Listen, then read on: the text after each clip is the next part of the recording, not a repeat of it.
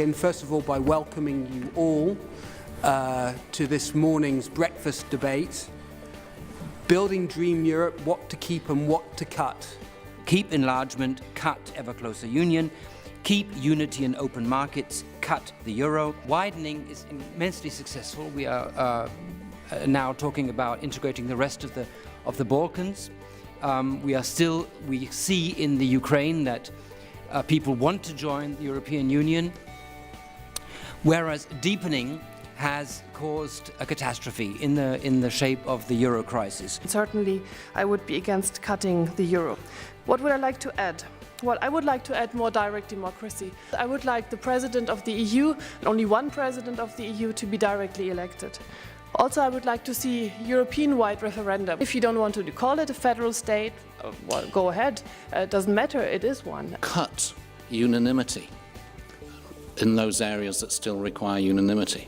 If you are doing something at European level, if you decide you need to do it jointly, it makes no sense then to give a right of veto to 28 people around the table.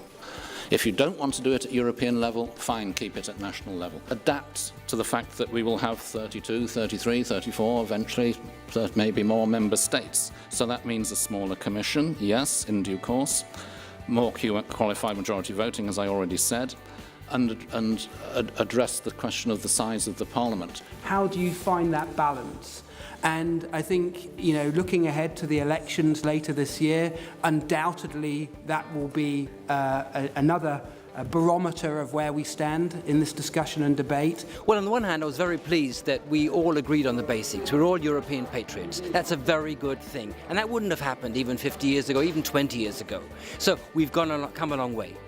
On the other hand, when I hear that some members of the European Parliament, some members of basically Europe's government, think that Europe should become a federal state, then I'm worried. Well, I thought it was very rich in ideas, and there's an appetite to discuss the EU and how to make it work better, how to improve it, rather than to scrap it or to leave it. And I think that's a much more constructive approach than we have in some countries, or should I rather say in some parties in some countries.